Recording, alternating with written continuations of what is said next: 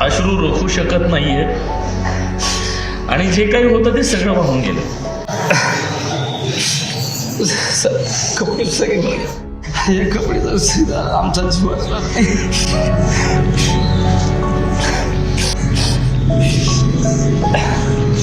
इथं एकतर महिना पण झालेला नाहीये या बाळाला. हे बाळ या पुरातून वाचलं आणि तिला घेऊन इथं आलेले आहेत सगळे.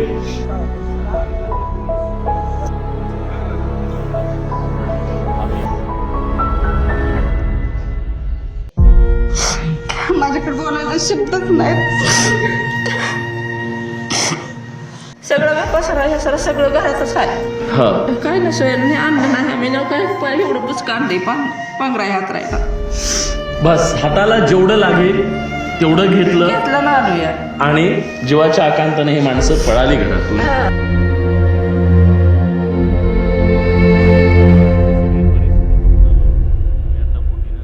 आपण सीना नदीचे अश्रू दाखवतोय.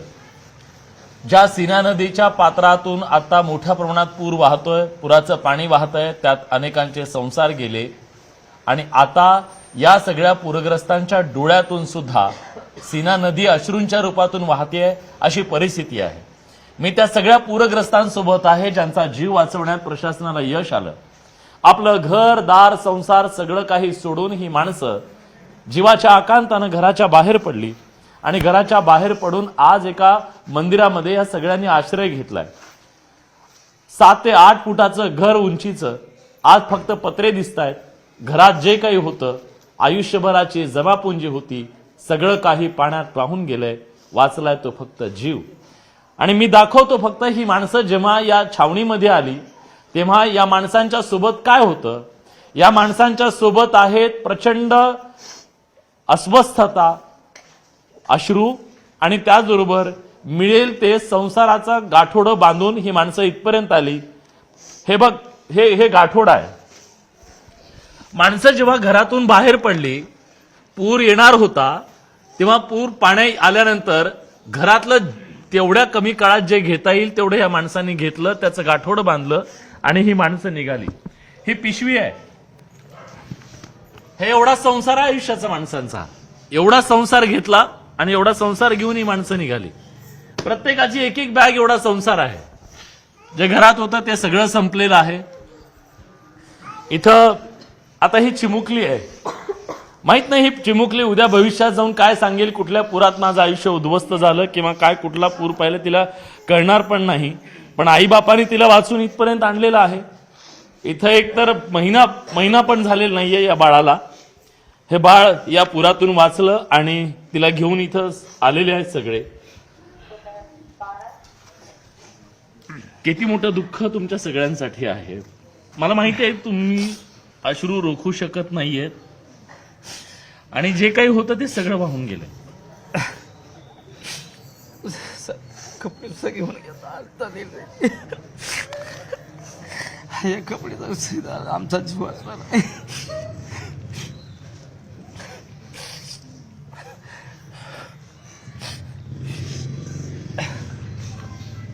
हुंदके दाटून आले सगळ्यांचे. बोलण्यासारखं काय आहे, म्हणजे काय म्हणून बोलावं, काय म्हणून सांगावं. आयुष्याची ही कहाणी, हा सगळा प्रश्न आहे या माणसांचा. कुठंतरी म्हणजे आयुष्य काय असतं माणसाचं, आयुष्यात माणूस काय काय करतो ते सगळं क्षणात सगळं सोडून यावं आणि हातात काहीही नसावं. उरला तो फक्त जीव आणि हा जीव वाचून ही माणसं आली. काय व्यथा तुमची हे विचारलं तर व्यथा सांगायला सुद्धा शब्द नाहीयेत. आज ही माणसं बघा, सगळ्यांच्या डोळ्यात पाणी आहे. एकही माणूस या सभागृहात असा नाहीये जो रडत नाहीये. आता मी कुणाला विचारू आणि काय विचारू अशी माझी सुद्धा परिस्थिती आहे. ही आजी आहेत, ह्या ताई आहेत. ताई, मी तुमचं घर जाऊन बघून आलो. बोटीनं आम्ही आतमध्ये गेलो, सगळं पाण्याखाली गेलं.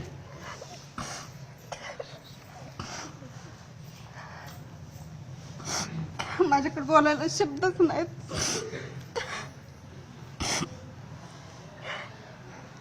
दाटलेले हुंदके आणि डोळ्यातलं पाणी हीच यांची भाषा आहे. हेच यांचं दुःख आहे, हीच यांची व्यथा आहे आणि हेच यांना महाराष्ट्राला सांगायचंय. काय सांगायचं, कुठल्या महाराष्ट्राला सांगायचं? आम्ही कपडे सुद्धा आणले नाहीत, कसे असं असं बाहेर निघलो होतो. तुम्हाला कधी कळलं की पाणी येईल? तुम्हाला प्रशासनाने सांगितलं की कसं घरातून बाहेर पडलं? आम्हाला माहितच नव्हतं की अचानक पाणी दिसलं दारात म्हणून पुन्हा पळायला लागलो. असंच बाहेर निघलो आम्ही. कपडे नाही ना काही नाही ते आणले आम्ही. या आजी आहे. आजी, कधी असा पूर बघितला होता? नाही बाबा, हा, पडायला सडकाच्या पडायलाच होतं, हा. पण आता लय झालंय. बरं. मग आता काय कुठं पळावं हे काय तुमचं घर कळलं सगळं पाण्याखाली, पाण्याचंच आहे. पळापळ उठली, पाणी वाढलं. सगळं पसारा ह्या सारा सगळं घरातच आहे. हा, काय ना सोयाने आणलं नाही आम्ही ना काय एवढं पुचक आणलंय पांघरा हात राहिला बस हाताला जेवढं लागेल तेवढं घेतलं ना आलो या. आणि जीवाच्या आकांताने ही माणसं पळाली घरातून. जीव वाचला एवढंच हे आहे या सगळ्यांचं. काय सुद्धा आणलं नाही, हं? काय सुद्धा आणलं नाही. असं नसं चाललंय. एकही कपडा लागता नाही, एवढं अंगावरच्याच कपडे राहतात. आई, तुम्हाला माहिती आहे संसार म्हणजे काय असतं? आपल्या संसारामध्ये सगळं असतं का? ताट वाटी काय काय गोळा करतो आपण. सगळं करतो. जेवढं लागतंय तेवढं तर करावंच लागतंय. आज डोळ्या देखत सगळं सोडावं लागतं. सोडावं लागलं. म्हणजे नदीत आपण आहुती द्यावी तशी संसाराची आहुती दिली. हो. सगळं असं असं सोडून आलं. काय घ्यावं काय नाही हे काहीच कळलं नाही. आमचा कशाचा गरीबाचा कसं संसार आहे बघा. गरीब आपलं नुसतं करणं खाणं येणं झालं एवढंच आहे. काय दुसरं खुरपून मेलो आज पतोर. आणि आता विषही सुकू लागायला लागलं तर हे असला होऊन बसलंय. आता कवाच नव्हतं असलं पाणी आलं. कधीच नाही, पहिलीच बार हा. आहे एवढे पाणी यायची. कधीही पाणी असं कधीच आलेलं नव्हतं. पण ही पाणी जे आलं ते आम्हाला घराच्या बाहेरच काढलं. एवढी परिस्थिती वाईट झाली. कितीही घट्ट काळजाचा माणूस असू देत, माणसांची ही अवस्था पाहिल्यानंतर कुणालाच अश्रू रोखता येणार नाही. नदी तिकडे वाहतीये आणि अश्रूंची नदी या सगळ्यांच्या डोळ्यात वाहतीये. आज ही माणसं एवढी अगतिक आहेत की यांना कोणीतरी येतं बिस्किट पुडा देतं. बघा ना, हे शेतकऱ्यांची काय अवस्था झाली. हा पोशिंदा आहे ना या महाराष्ट्रातला, या जगाचा पोशिंदा आहे. पण कुणाच्या तरी बिस्किट पुडा येतोय आणि मदत येतेय, त्याच्यावरती आज त्याला इथं जगावं लागतंय. मी आणखी काही इथं सगळ्या महिला आहेत, मी त्यांच्याशी बोलतो. हा आजी, कसा आमचा बघत आला. जातील जायचे, हेही दिवस जातील. आमचं काय करायचं? घरात पाणी शिरलंय, अंगाला पांघरून नाही, कसं करावं? तुम्ही दोघंच आहात घरात? घर पाक गेलं पाण्यात. एवढं गटरं घेऊन आलो राहते तेवढं. सकाळ म्हातारा काय करावं? हे आजोबा आणि आजी दोघं आहेत. कशी हे दोघंच आहेत घरात. आता घरच नाहीये घरी. तुमची मुलं काय नाही पुण्याला केव्हा गेलेले ते बाळांनो. आम्ही दोघंच खातो तर असली बघत आलाय आमच्यावर. हे काय वेळ आली आणि काय वेळ आणली, अशा प्रकारची भावना ह्या सगळ्यांची आहे. चालाय सुद्धा येईना बाबा मला रस्त्याने. आता ही परिस्थिती. ताई, तुमचंही घर पाण्याखाली गेलं? पाण्याखाली गेले. आमच्या चित्राबावर तर परपंच आहे. आमचे शेरड पण पाण्यात गेले. शिरडे पाण्याखाली गेले. किती शिरड होते तुमची? 10-15 होते, लहान मोठी. लहान मोठे 10-15 शिरड होते. मग ते तुम्हाला कळलं नाही की सोडून द्यावी लागली? काय झालं? पाणी शिरलं लगे की जीव वाचवायचा का चित्रा वाचवायची? हा, बर. मग तुम्ही त्यांना वाचवू शकला नाही? नाही, एवढं गबाळ घेऊन नसतं आला. मला पण मुलगा मुलगी तुमची? काय ही तुमची मुलगी आहे? मुलगा तिकडे आहे.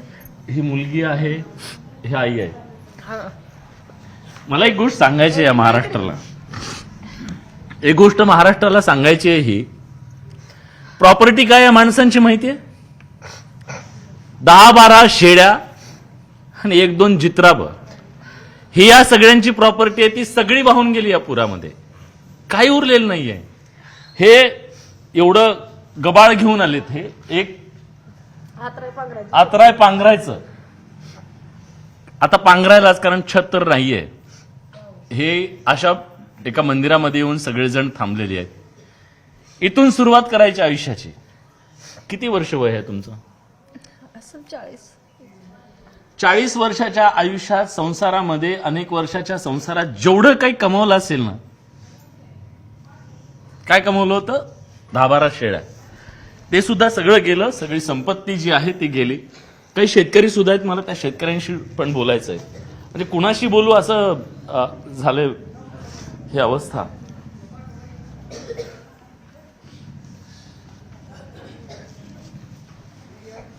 बाबा, काय परिस्थिती? 7 वाजलेली होती रात्री. हा पाऊस खूप दिवसभर होता. हा रानातून वैरण घेऊन आलो. आणि अशी वैरण जनावराला टाकतच होतो. तेवढ्यात अचानक एवढं पाणी आलं की भयानक पाणी आलं. मग आता जनावरे सोडसोड केली. सोडून घरातलं आवरायचं का जनावरांचं बघायचं? जनावरं दिली सोडून अशीच, आणि स्वतःच्या हाताने सोडून दिली. आणि हाय अशाच कपड्याशी निघून आपलं जीव वाचवून बाहेर पळालो.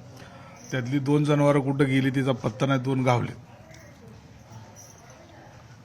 अन्नधान्य तर सगळं पूर्ण घरातलं भिजलं. आता घरात पूर्ण घर पाण्याखाली. मी जाऊन बघून आलो तुमची सगळी घरं. आपण थोड्या वेळा जे महाराष्ट्राला दाखवलं ना, सगळी फक्त पत्रे दिसत आहेत, सगळी घरं पाण्याखाली आहेत. किती विरोधाभास आहे बघा. या देशामध्ये भारत आणि इंडिया मधला किती मोठा फरक आहे. एक इंडिया आहे जिथं 2 लाखाच्या मोबाईलसाठी रांगेत उभे आहेत माणसं की मला कधी मोबाईल मिळेल म्हणून, आणि एक ही माणसं आहेत कुणीतरी आम्हाला आधाराला येईल म्हणून. ही माणसं आज उघड्यावरती वाट पाहतायत, कुणीतरी येईल आणि आधार देईल म्हणून वाट पाहतायत. ह्या कॅमेऱ्यावर या सगळ्यांची आशा आहे, या बूमवरती यांची आशा आहे, इथून कोणीतरी ऐकेल आणि कोणीतरी मदतीचा हात देईल.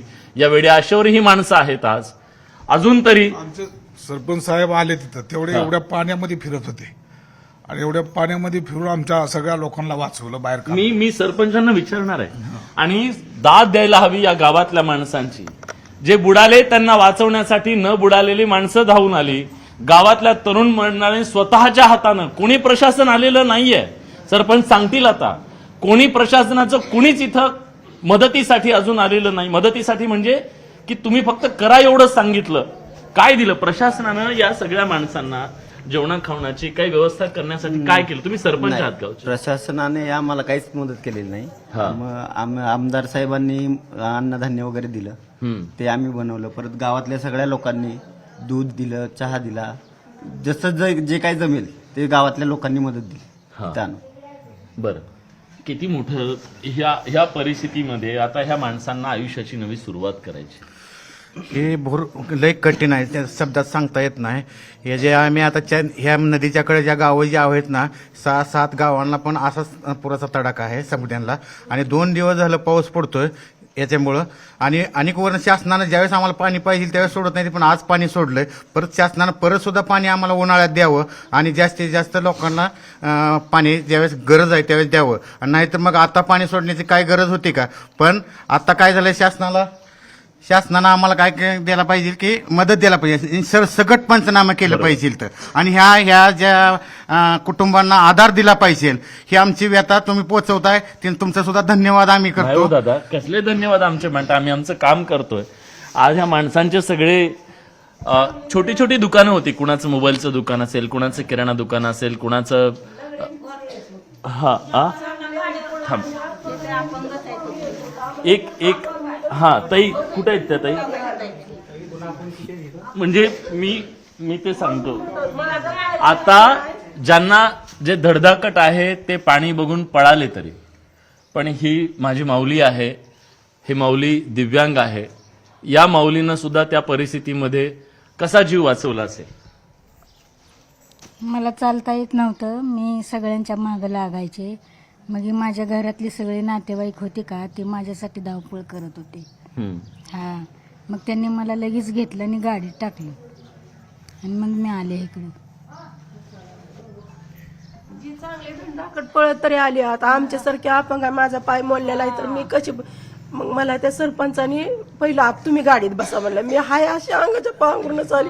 मला तर मुलगा नाही, मुलगी एकच आहे, ते नांद्या घरी आहे. मी कशी जगणार? माझा वर्षाचा माल तर पाक पाण्यात गेला, सगळा पाक काय दिलेलं सगळं काहीच राहिलं नाही. तर मी कशी जगायचं आणि कसं खायचं? मला कोणच माग मोर नाही का? माझ्या डोळ्याचं अश्रू कशामुळे का तुटणार नाही सांगा. रात्रीपासून माझ्या डोळ्याचं पाणीच तुटना. ही व्यथा आहे या महाराष्ट्रातल्या पूरग्रस्तांची. आशा करूया व्यवस्थेपर्यंत हे अश्रू पोहोचतील आणि हे अश्रू पुसायला नक्की व्यवस्था येईल अशी आशा करूया.